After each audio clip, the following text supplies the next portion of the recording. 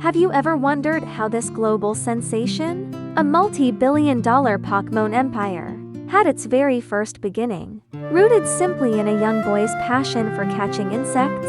In the 1970s, Machida City in Tokyo, Japan, was undergoing a massive wave of urbanization.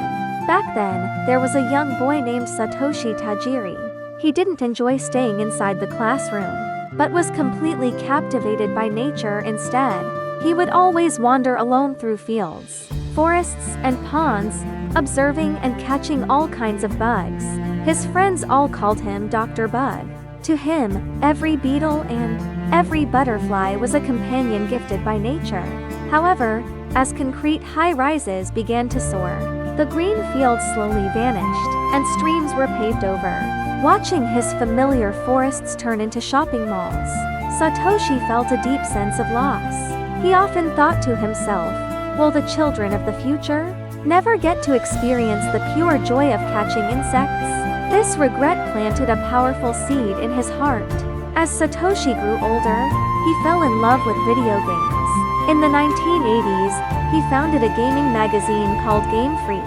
There, he met a like-minded partner, Ken Sugimori. Together, they decided to create a game that would truly shake the world.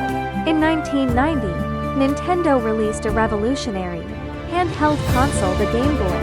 When Satoshi saw two Game Boy consoles connected together by a link cable, a flash of inspiration struck his mind like lightning. Excitedly, he thought, what if insects could crawl along this wire, right into the other console? That would be amazing. This was the very spark that inspired Pokémon's trading mechanic. He immediately pitched a proposal titled Capsule Monsters.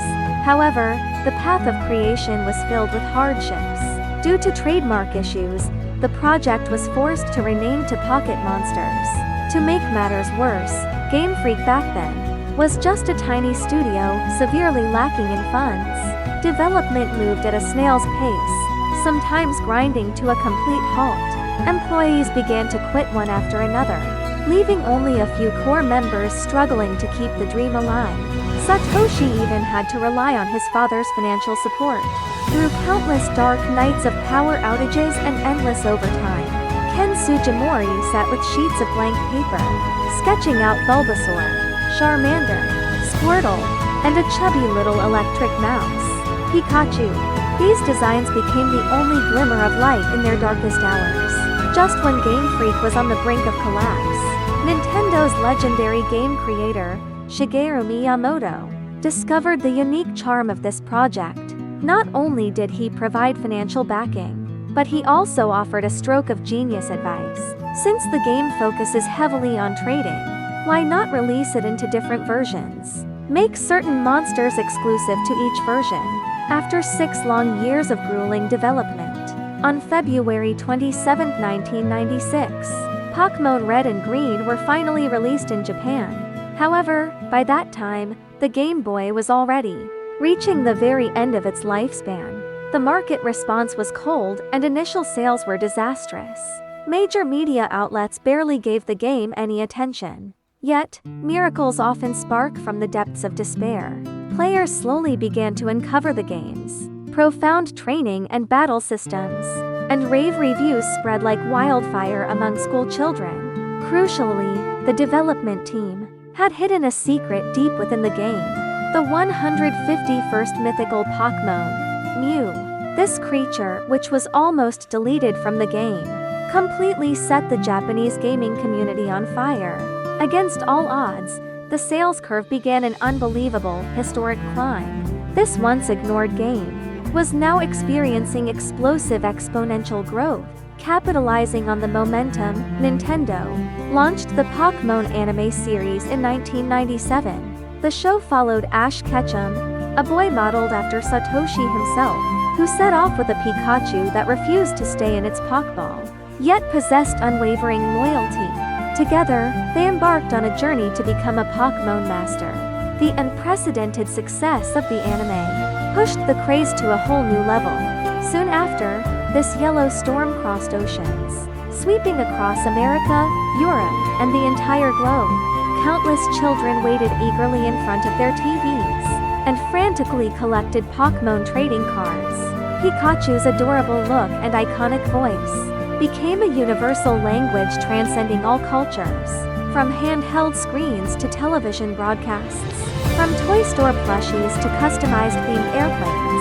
Pokémon was no longer just a video game. It had evolved into a massive global cultural phenomenon. As generations of gaming hardware changed, the graphics evolved from black and white pixels into full 3D. The players who were once elementary school kids, grown up to become parents playing along with their own children. This beautiful bond has been passed down through generations. In 2016, Pokémon Go took the world by storm. Utilizing augmented reality technology, it brought Satoshi's childhood dream to life in a whole new dimension. Millions of people worldwide stepped out of their homes to catch Pokémon in real parks and streets. Isn't this exactly the pure happiness that the young insect boy wanted to bring to the world? Then, in 2023, Ash Ketchum in the anime, after 26 years of relentless determination, finally won the World Championship and took his final bow. Countless veteran players shed tears in front of their screens, witnessing the perfect, beautiful conclusion to their own youth. From just 151 monsters back in 1996, to over 1,000 unique species today. From a nearly bankrupt tiny studio, to the highest grossing media franchise on the planet. As long as you still hold on to that sense of wonder and curiosity for the unknown, the adventure will never end. I choose you.